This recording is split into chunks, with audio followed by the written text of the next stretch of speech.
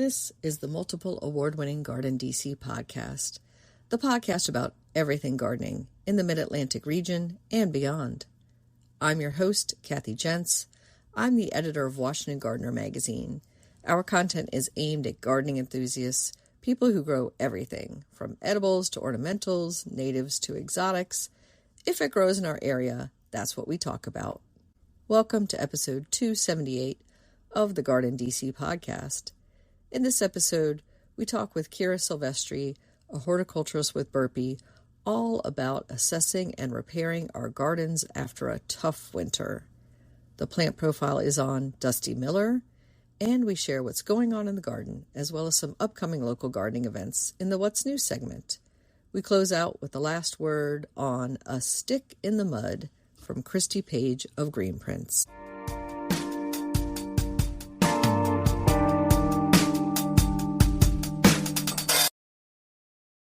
This episode, we're joined by Kira Silvestri. She is the trials coordinator at Burpee. Welcome, Kira. Thank you so much for having me. I'm really excited to be here. Great to have you, and we're going to talk all about this harsh winter and its effects on our garden and maybe some things we can do to ameliorate that, so to speak. But before we get into all those great gardening things and tips, let's talk a little bit about Kira and wind it all the way back to baby Kira. Were you born with chlorophyll in your veins and a green thumb? You know, I really wish I was, but to be honest with you, not at all. I actually didn't even find gardening until I was out of high school, so until I was about 18 years old. But growing up, we always had a really nice big backyard, nice lawn in it, trampoline, but no garden or anything like that. It really wasn't something that my parents were interested in. And even when I came back after traveling a bit and really learning how to garden and wanting to garden, it was a little bit of a struggle to get them to come on board and actually let me make a garden in their backyard. And since then, it's all just taken off. It's really crazy. My whole family does it now. And so it's great to see that big transition from being someone that wasn't born doing this, and now my whole family does it. That's so great that, most people, it's a mentor as they're growing up, maybe a grandparent, or sometimes it's the parents that they're gardening with, that you've influenced them in reverse. Exactly. And that was a great feeling because I wasn't really sure what I wanted to do or how I was going to make an impact as I was getting out of high school. And so it was nice to see that making that change happen on the ground level in my own family. So how did the gardening bug bite you? But that is a great question. So out of high school, wasn't really sure what I wanted to do. And fortunately now a gap year is something that's becoming a little bit more popular. So back in 2017, I was with Sustainable Coastlines in Hawaii for about a month after high school. And what we did there was clean up the shorelines, and we also collected data on pre-production plastics. So we had these really cool screens. They're like exactly a square meter, and there were different parameters for how you would collect data. And so I found that I really liked collecting data in the field. And I also, while I was there, they had a huge network of local farmers, and they were really big into permaculture. They had this beautiful spring at the top of one of the mountains, and their whole community all the way down, their goal was to keep this water system completely clean and still drinkable by the time it got to the bottom of the mountain. So that was really amazing to see people gardening in their backyard for themselves and keeping it clean. And it's just such a juxtaposition of seeing them being grown next to big dole fields and things like that.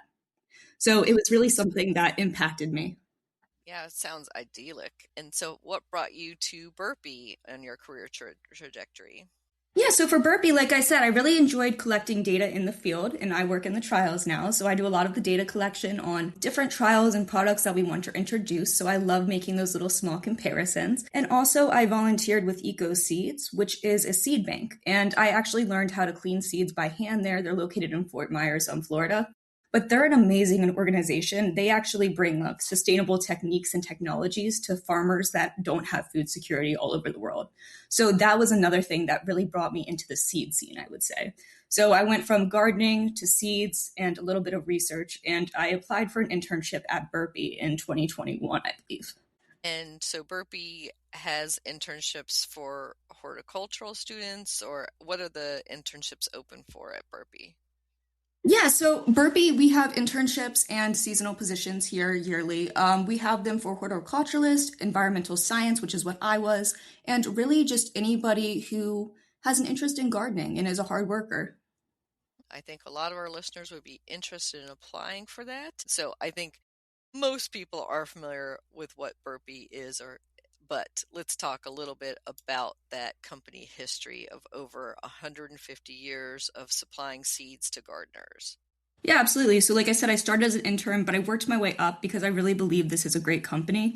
Burpee was founded by W. Atlee Burpee in 1876, and it is now going to be our 150th anniversary this year of supplying gardeners with amazing innovations in seeds.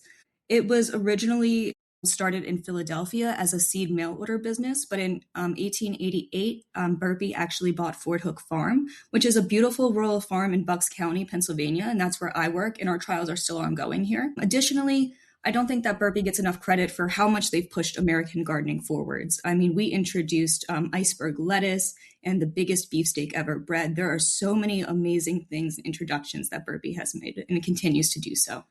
And we ran into each other in person recently at the Philadelphia Flower Show, and Burpee had a nice display on the floor talking about their seeds, showing some of the new introductions, which we'll get into in a little bit in this interview. And I've had the fortune of visiting Fort Hook Farm. I know you all do an open house, I think every summer, or open garden more accurately.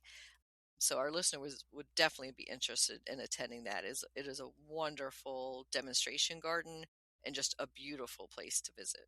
It is. It's a wonderful place. It's so multifunctional here. We have, display gardens that are on the verge of becoming botanical gardens. We have vegetable kitchen gardens and our trials here and a small like berry patch going as well. So it's really just about everything along with all these different tree specimens. There is something for everyone on this property, I do believe.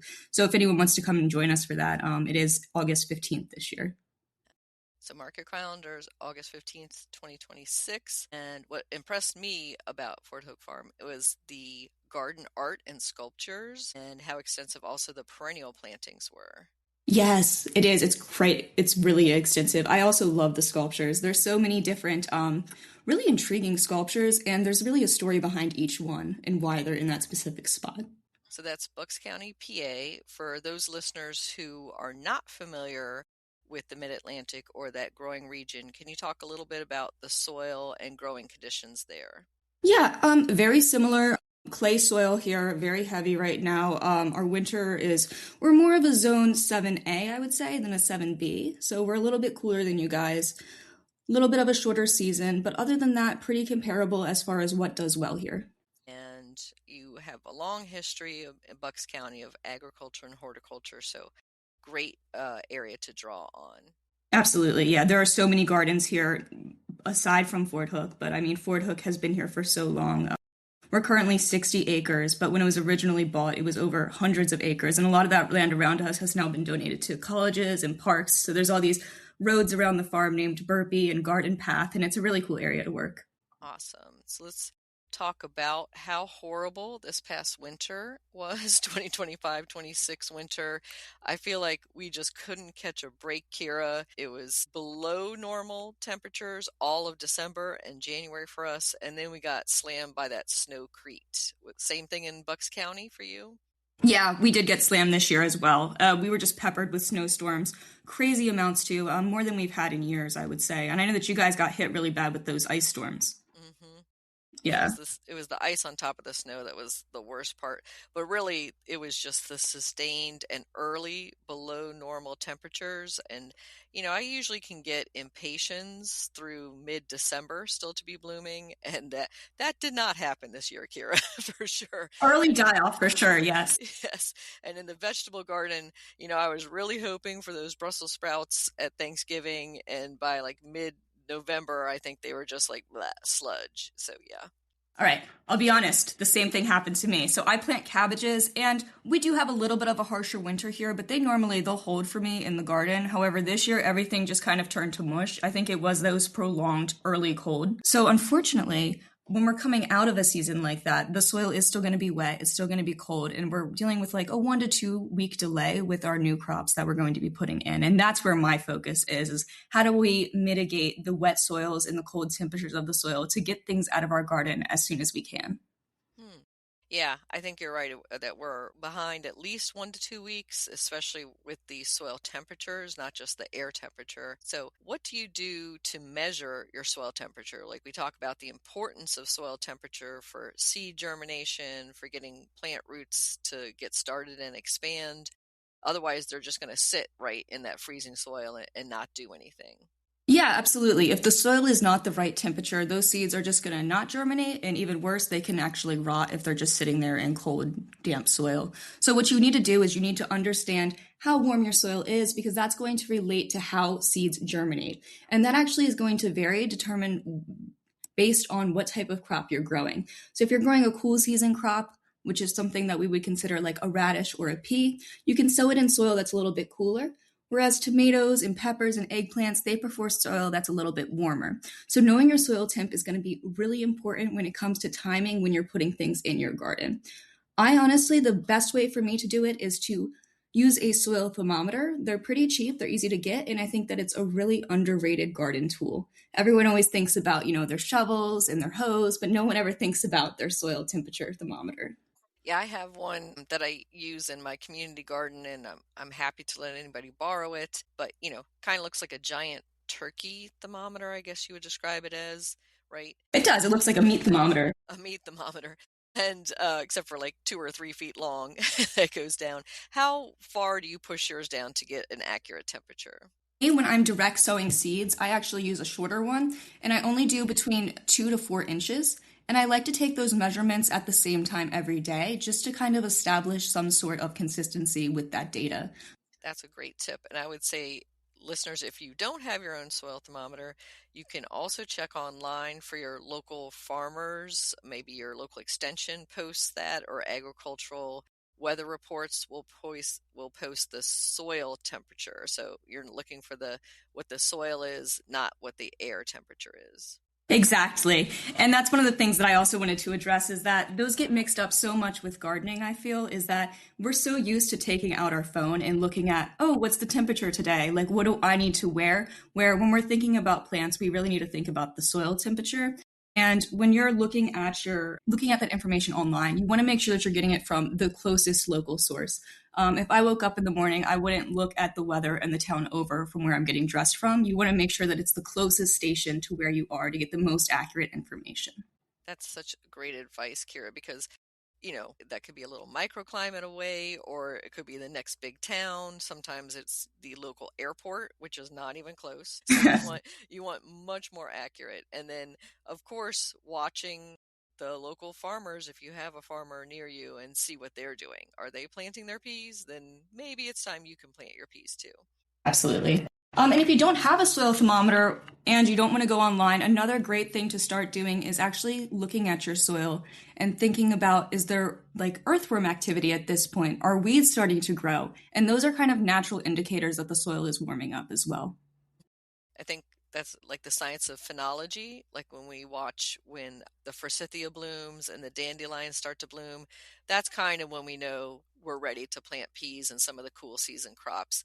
And that is a great thing to look out for and observe in nature. And we just recently had an episode of the podcast on botanizing, and I would say that's one great way to botanize is to look out for It those is. signs, like those early weeds emerging, and also the forsythia blooming. Of course, they say when the robins arrive, but I think we have robins year round here now with I'm pretty climate sure. change.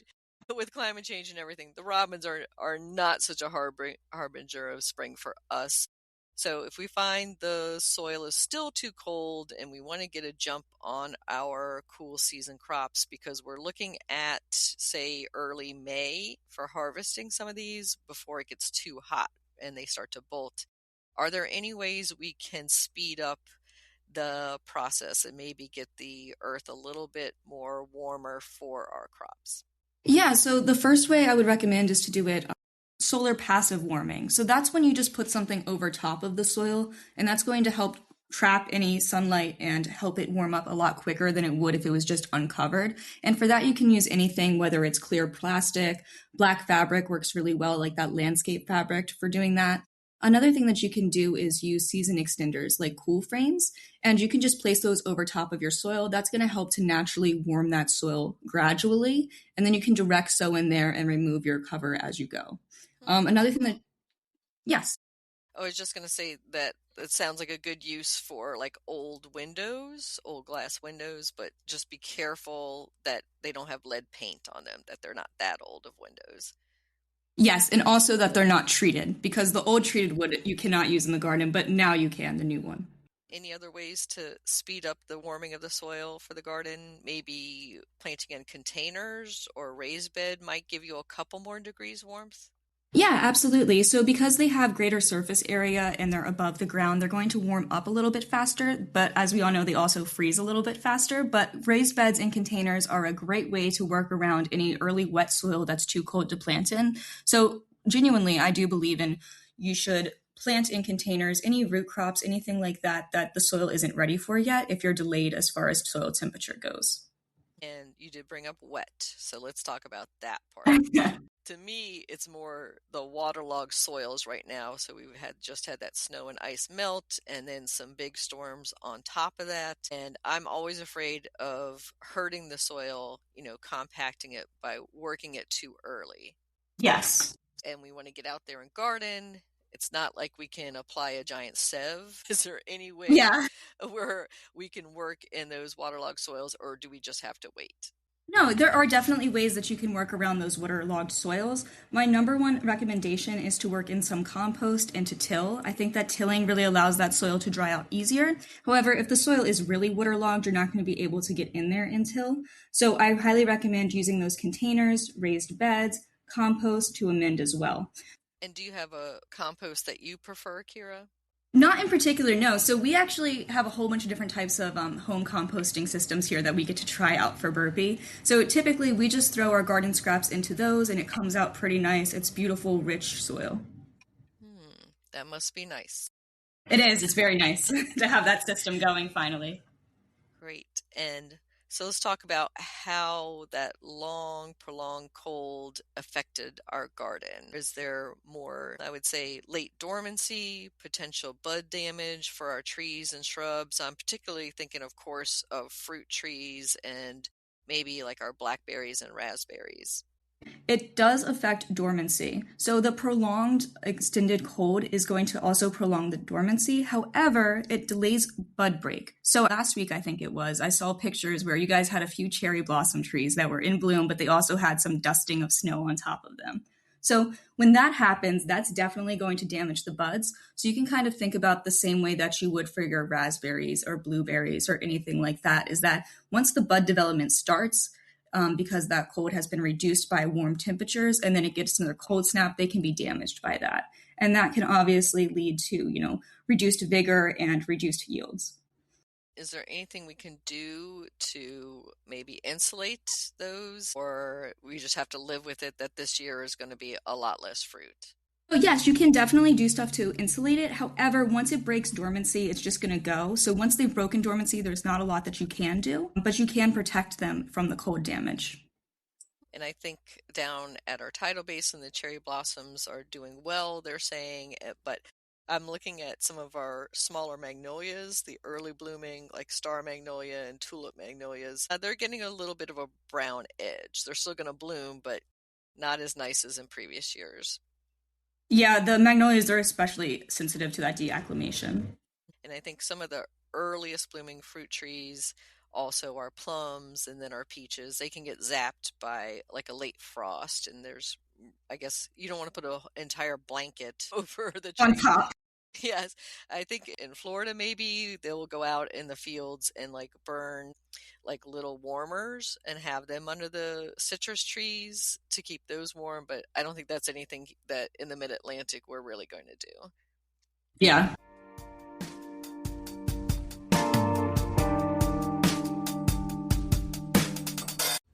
GardenDC will be back after this short break.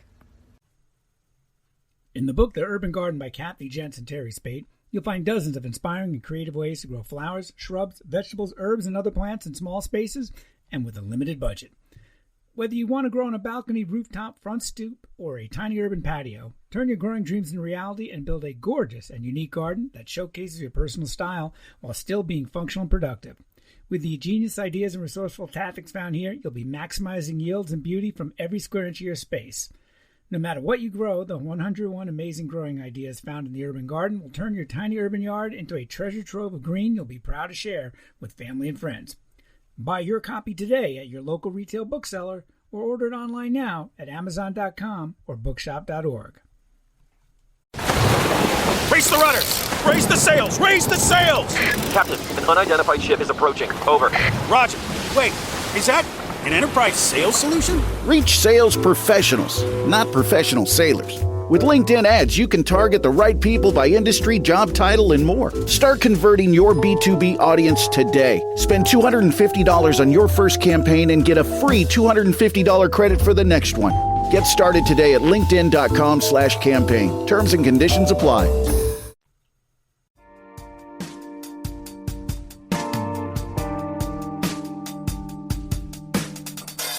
How else has our prolonged cold affected the garden? It can also delay emergence of, I'm thinking now more so perennials. So, when we think about, I'm thinking right now about hellebores, is that last year at this time of year, we already had our hellebores blooming. Now they have buds on them and everything, but they're not open. I saw a few open just today. I'm sure they're already open down where you guys are, but we'll see.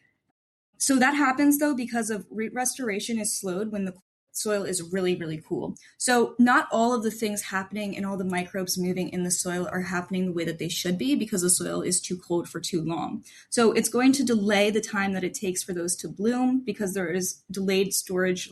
How do I say this? A prolonged cold winter is going to delay the bloom time for a perennial, and it can reduce the vigor, and it's due to the soil being cold, and that slows down the transport of carbohydrates that are required to reinitiate that blooming and growth the following year. Does that make sense? Mm-hmm. Makes perfect sense.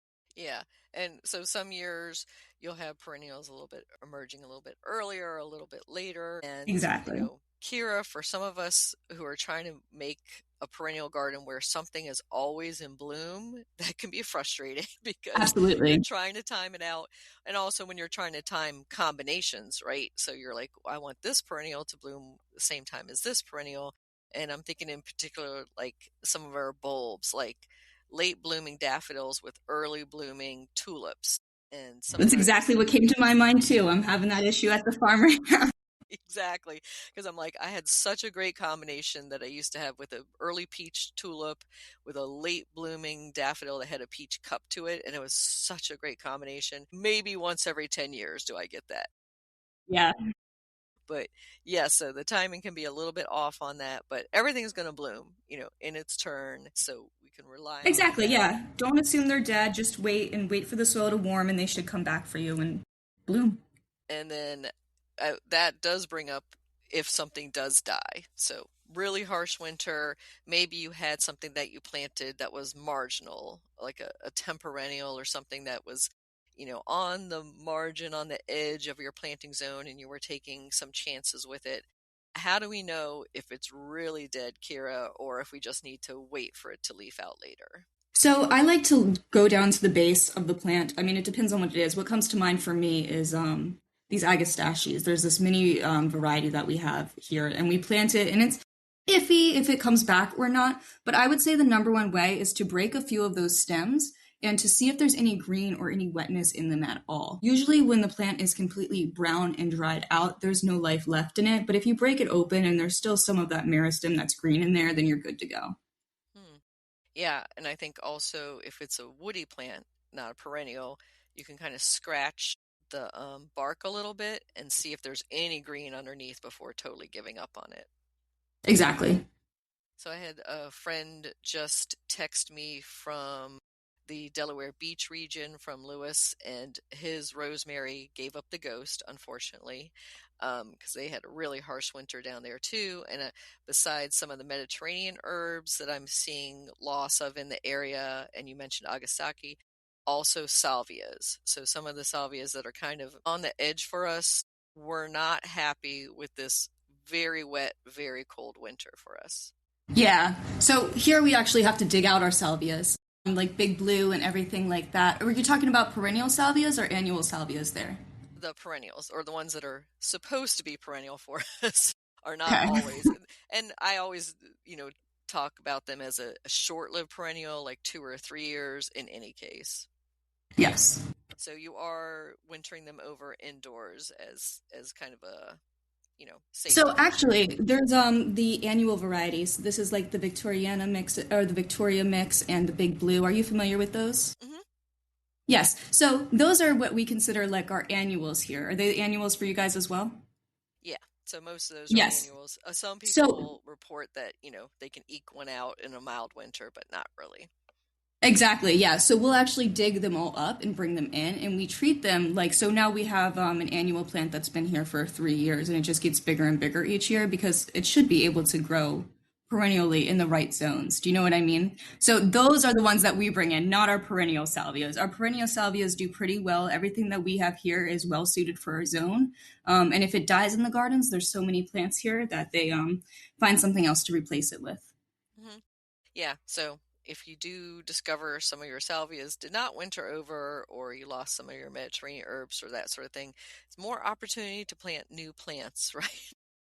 Yes, exactly. It's Yep. time to try something new. And that is honestly one of the things that I love about gardening is like I get really excited about plants and when they die, it's a great learning lesson. Like that is how you learn what does well for you, what doesn't. Like don't be afraid to let things die. And that's a good lesson, obviously, for beginning gardeners, that those of us like you and me, Kira, have killed plenty of plants and not to be that upset if you lose one or two. Yes, definitely. So let's move to our coming spring crops, and let's walk through starting with cool season versus warm season and what we can start now in mid to late March, and then what we might start after our last frost date. Yeah, definitely. So right now you can start cool season crops outside, and those are going to be your direct sown crops. There's also brassicas that you can transplant around this time. They might need a little bit of frost protection on them, but those cool season crops are going to be crops that really like cooler weather. Once it starts to get around 85 degrees consistently, they're going to start to peter out and not do as well, and they may even bolt or go to flowering. So you want to make sure that they're in the right climate for what they need to actually give you a good tasting crop and a good yield on them.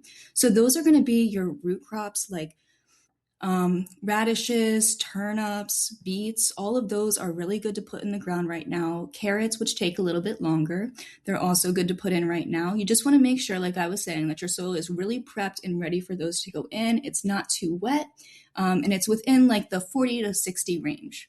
And so most of that we're doing direct sowing, except for, of Yeah. course, you said So the for the root brassicas. crops, for the root crops, you're going to do the direct sowing. For the brassicas, in DC, you probably would have sown those more towards February and done them as transplant. You can still try to direct sow them. They're just not going to be come to maturity as soon as you would if you did transplant them. So most people transplant their brassicas. And when I say brassicas, that's your kale, your broccoli, your cauliflower, all that good stuff. Mm-hmm.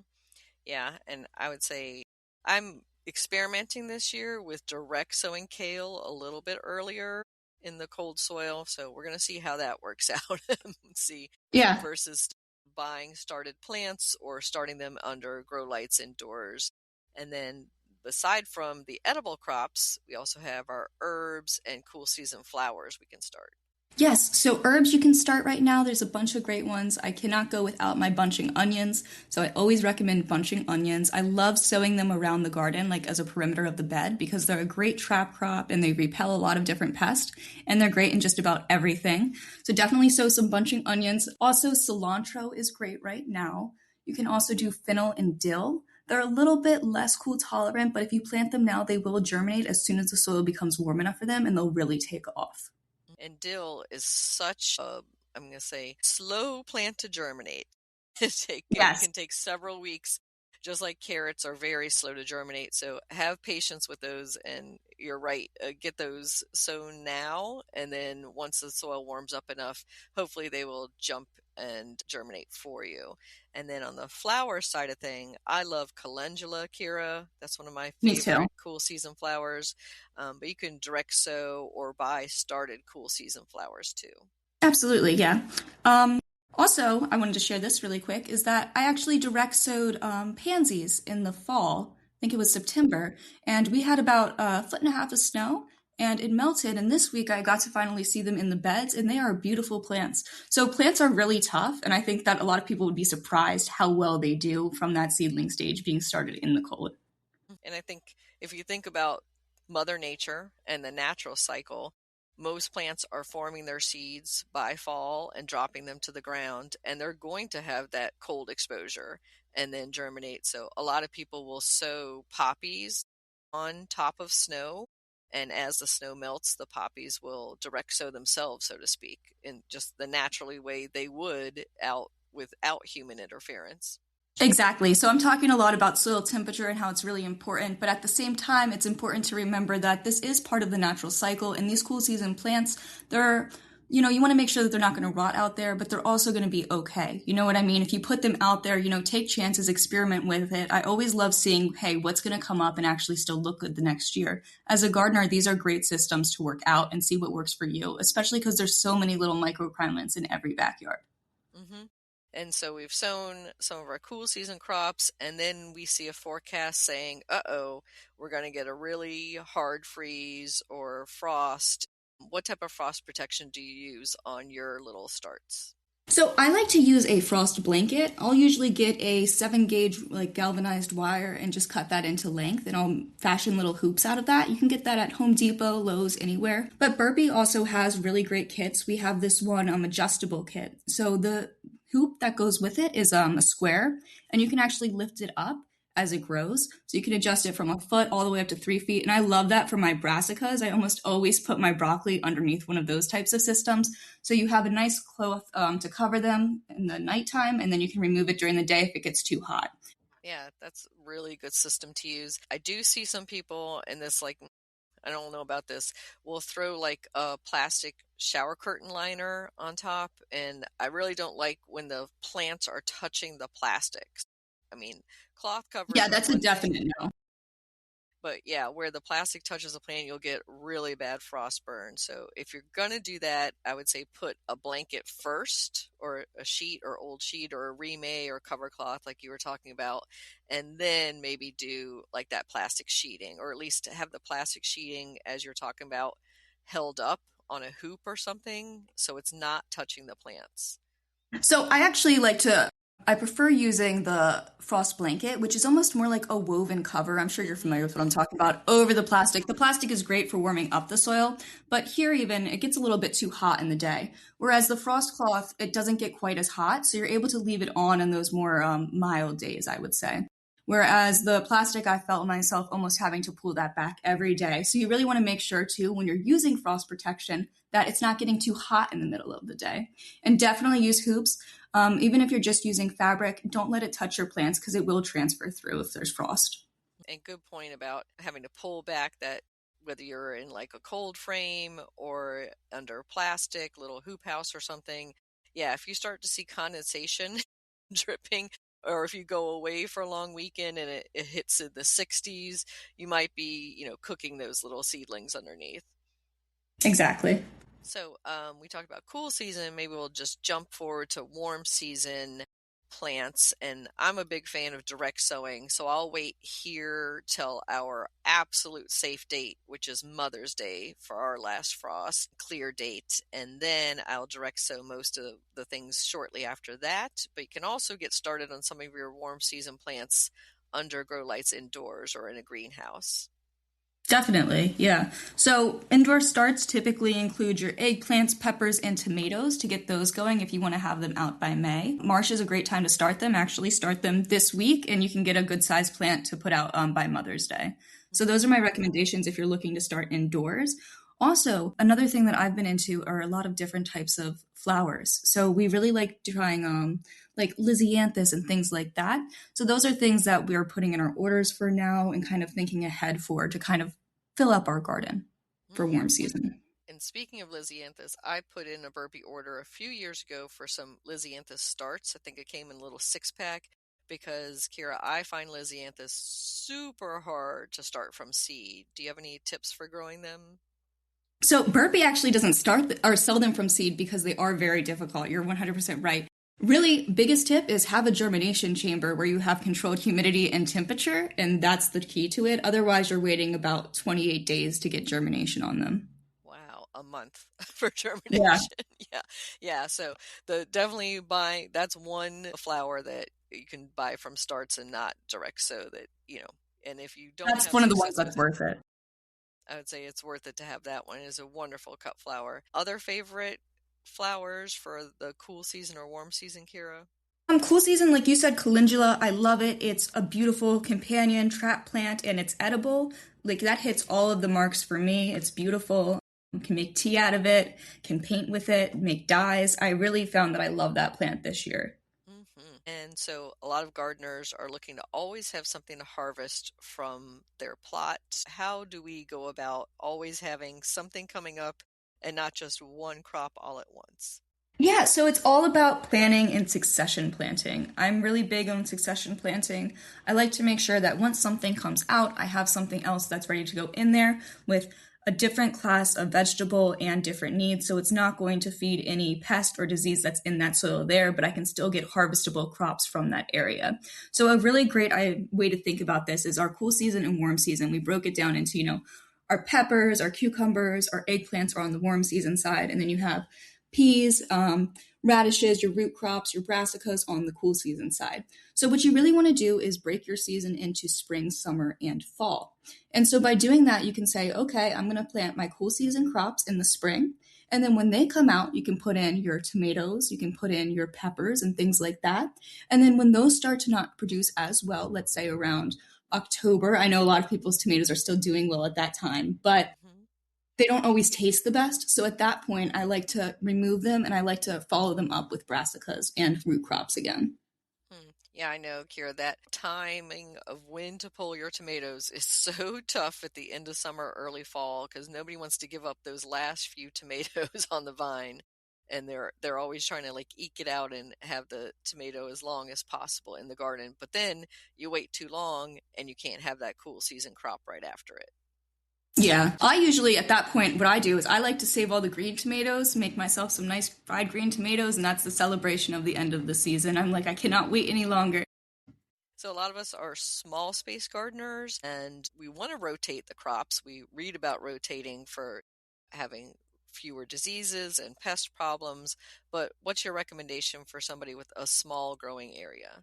Yeah, so for someone with a small growing area, definitely stick to compact varieties. So these varieties have compact growth, shorter internodes, so they're not going to take up as much space. Same thing, like there's a lot of determinate varieties. So these things grow to a determined size and they yield their fruit at mainly one period of time. Whereas indeterminate plants, they continue to grow and grow and grow, and they continue to give you fruit until the conditions are no longer ideal for them to do that for you.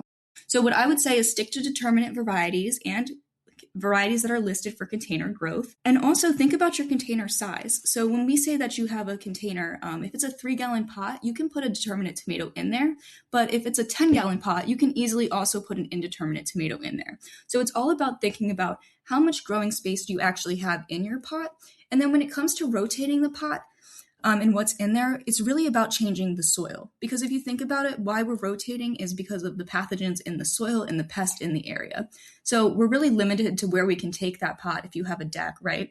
If you move your pot from one side of the deck to the other, that's not going to do much probably to help with an aphid problem, right? But if you switch that soil and you treat it and you have good pest management practices, then you stay on top of it just like you would with houseplants and you're able to switch those things more easily. And sometimes, like with a small garden plot, I kind of try to do diagonally. Like if one corner is the tomatoes or nightshade family this year, and then the other corner was brassicas, I try to flip those, kind of how you're flipping a mattress, right? Every so often, corner to corner. Definitely, yes. So let's talk about some of the exciting new varieties that are coming available in 2026 for home gardeners. And you had mentioned container grown, specifically patio sized, sometimes they'll call them plants. Those are the ones I'm really looking forward to. This year, actually, Burpee put out 2026 new a really great container of beefsteak tomato, and it is called Bobcat. That one is really good flavor. I highly recommend that. It did really well in the trials here at Fort Hook, and I really liked the flavor of it. They're really uniform and round, and they have low cracking. So really recommend that if you like tomatoes and are looking to grow in a pot. Another great container variety that we came out with this year that I'm really excited about is called Kindergarten. It's a really cute sunflower, and it's multi-branching, but it's only 8 to 10 inches tall. So it's really cute. It's perfect for anybody that has limited space, but still wants to get those pollinators and have some cheery little sunflowers on their deck. Another really great one that comes to mind is Party Time. Party Time is a great cucumber. They're these perfect little snacking cucumbers, and they're great for the porch because you can literally go out and just pick like 4 cucumbers and bring them in for your salad. They're perfect for snacking or chopping up and putting in there. I'm loving these names, Kira. I love Bobcat, Kindergarten, Party Time. Do you have any input when they're naming some of these varieties? They'll ask us, yes, but it depends. It goes back and forth. I know that they do ask, like, I would say company-wide, they do ask for input, yes. That's always fun.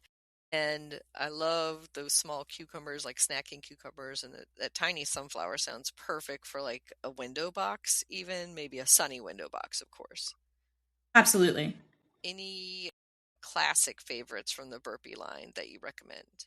So I'm a tomato person. I grow tomatoes. I love tomatoes. So my recommendations are going to be mainly tomatoes. I really enjoyed your last podcast when you sat down and you talked with Frank Hyman. I loved it. And you guys were talking about hybrids that are bred to have heirloom flavors. So I picked some that I really love of that varieties.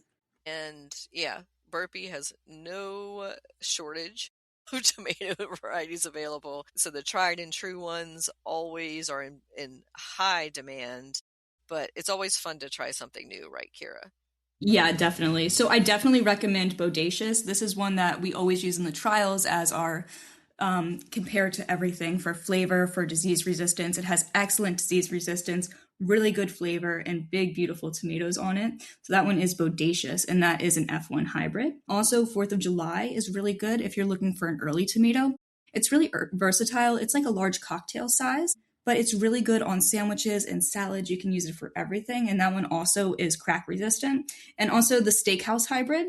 I love big beefsteak tomatoes, and this one gets up to 3 pounds, and it has really good disease resistance as well. So all of these are really great tomatoes to try if you're looking for something new. And that 3-pounder, you're definitely going to have to trellis it or get something indeterminate for sure. Yes, some strong supports for that. And speaking of tomato supports, what does Burpee use? I remember visiting the tomato trials, and I think they were like large kind of teepee shapes. So we actually use our own cages that we sell. It's a Burpee product called the XL Pro cages. And I really like them because they're not the circular cages that you find at, any garden store. They're actually like square in shape, and they have nice long prongs to go into the ground. So those work really well for us. We never really have a tomato cage fall over in the field, even with all of our indeterminates out there.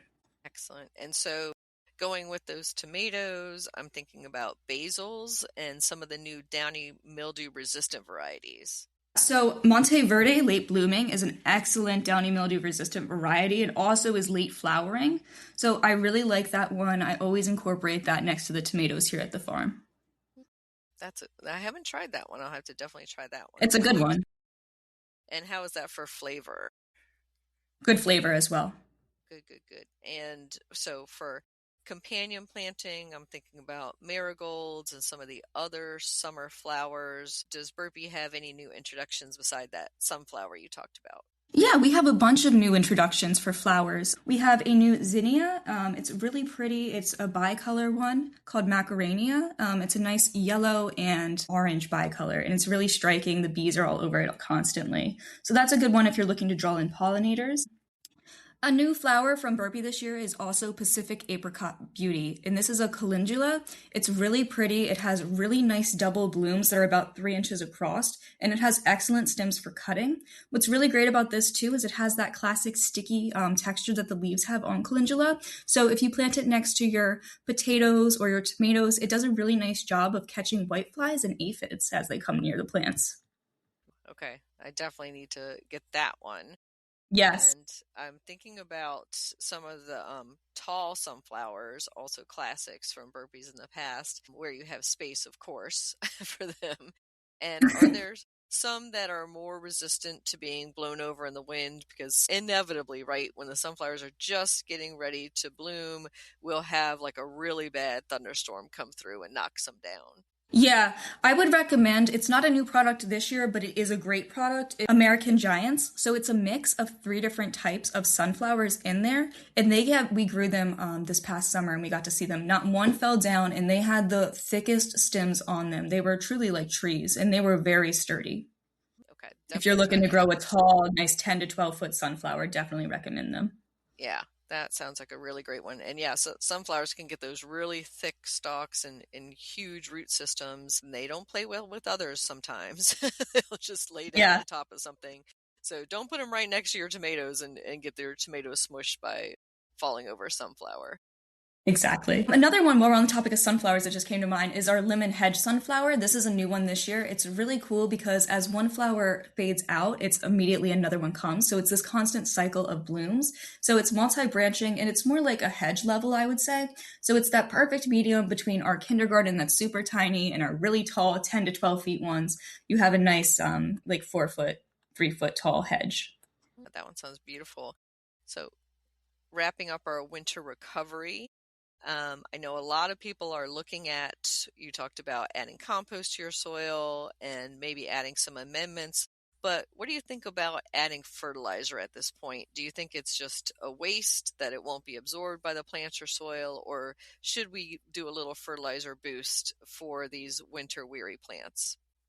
So right now, I would say it's too soon to do any fertilizing for these plants. The soil is so cold, and that is going to interfere with nutrient uptake, especially if they're still in the dormancy period.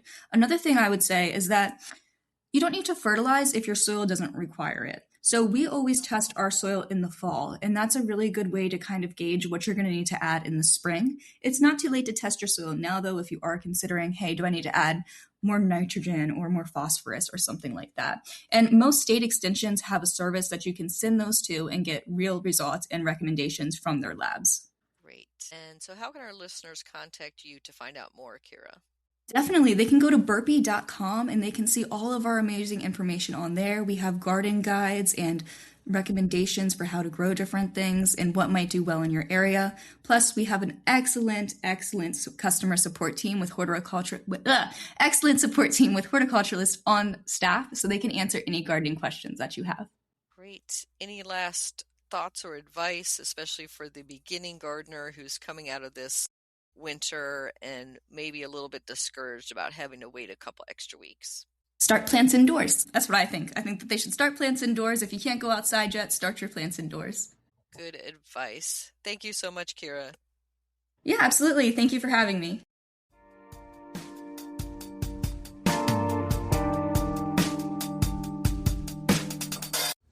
GardenDC will be back after this short break.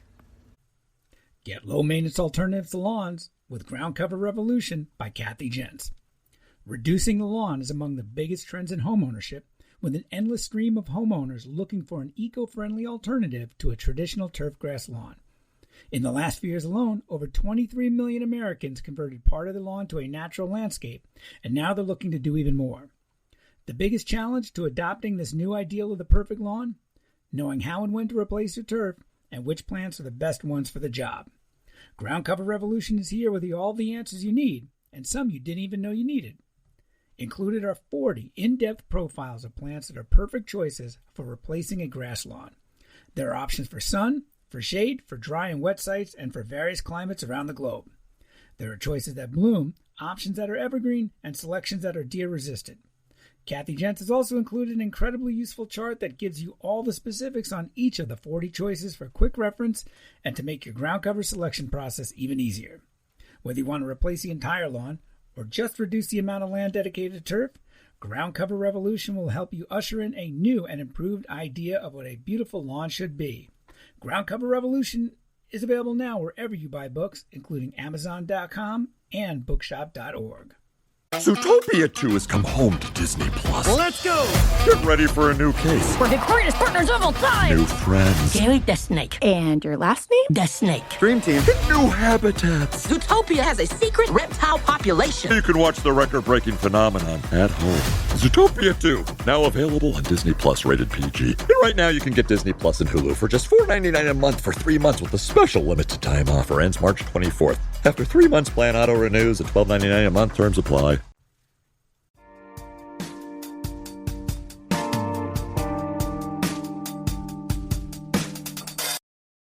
Dusty Miller, Plant Profile.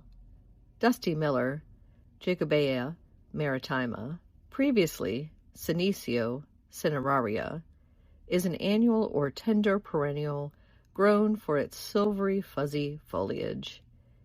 It occasionally flowers with yellow or creamy white daisy-like blossoms in clusters from spring to frost. It is also known as silver ragwort. It is confused with another Dusty Miller, Centaurea cineraria, which is also known as silver ragwort and silver dust. Dusty Miller, Jacobea maritima, is native to northern Africa, Western Asia, and Europe. It's hardy to USDA zones 7 to 10. Dusty Miller prefers full sun and well-draining soils.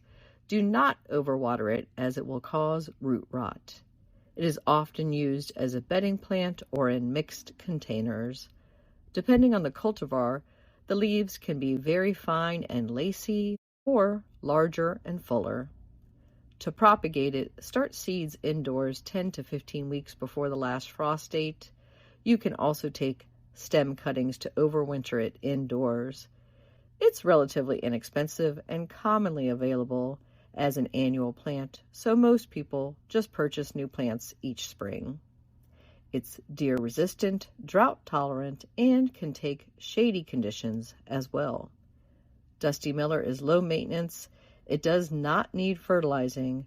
Remove any flowers to encourage fuller foliage growth. Dusty Miller, you can grow that.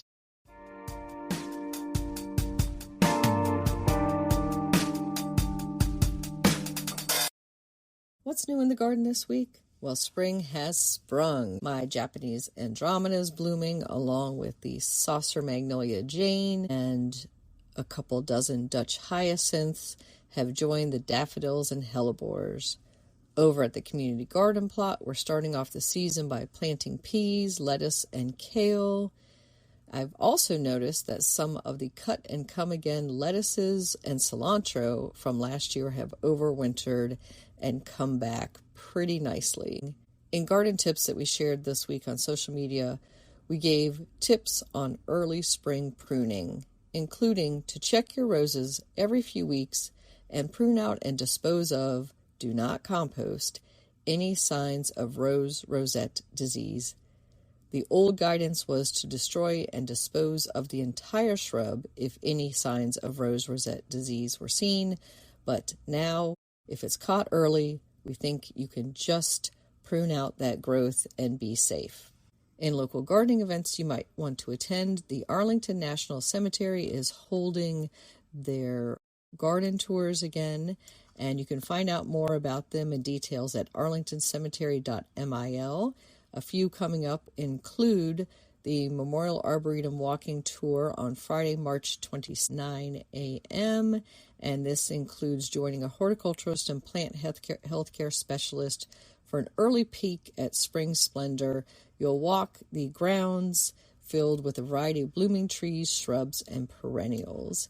And then that is offered again on Friday, April 17th. On Friday, April 24th, the Arboretum is offering an Arbor Day walking tour. And then there is another repeat of the Memorial Arboretum walking tours on Friday, May 1st and Friday, May 8th. At Community Forklift in Edmonston, Maryland, they are hosting a garden pop-up on Friday, April 17th from 12 to 3 p.m. in the afternoon. Washington Gardener magazine, we will be joining them, hosting a table there, And there will also be a garden mocktail experience, a plant swap, and seed giveaway. You can find out details about this free event at communityforklift.org. At the Franciscan Monastery in Washington, D.C., on Saturday, April 18th and Sunday, April 19th, they are holding their annual plant and herb sale. And you can find out details about that at fmgg.org. The Franciscan Monastery Garden Guild will be selling herbs and vegetables, roses, annuals, perennials, camellias, and azaleas, along with monastery-grown plants. There will also be food and craft vendors, local honey, and much more.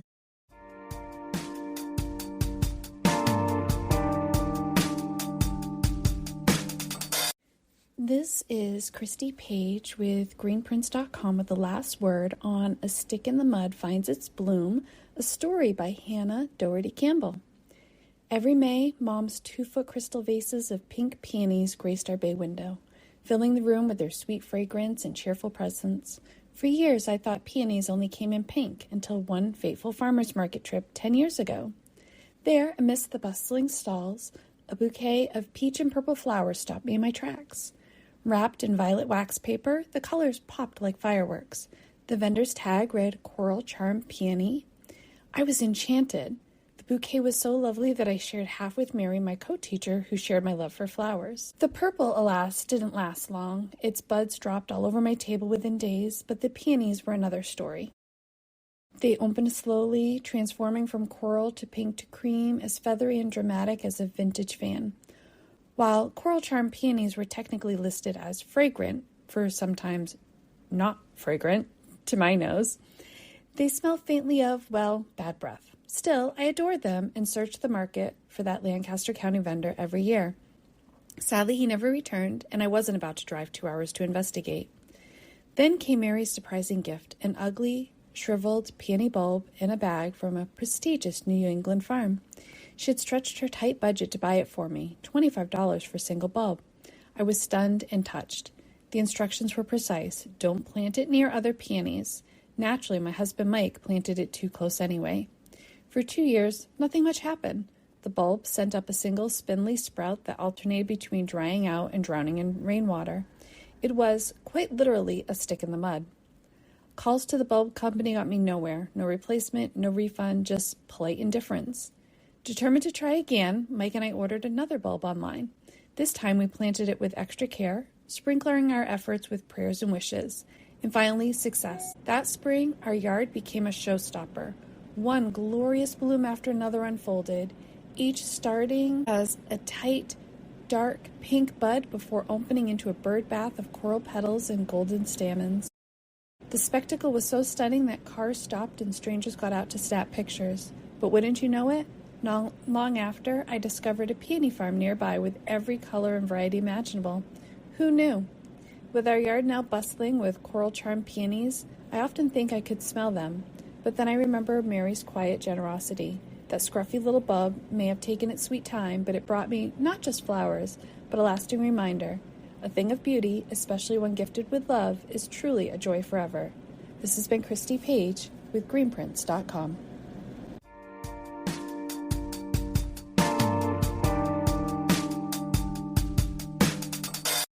Thank you for listening to GardenDC. This episode was made by real humans. It was produced and hosted by myself, Kathy Jentz. The Let the Sunshine music interludes are by James Mulvaney. If you like this episode, you may also enjoy listening to GardenDC Podcast Episode 277, Revolutionary Tomato Growing Tips, Episode 165, Gardening and the Weather, Episode 184, Spring Garden Prep. You can become a listener supporter by going to the link in our show notes. Another way to support this podcast is to subscribe to our monthly digital publication, Washington Gardener Magazine.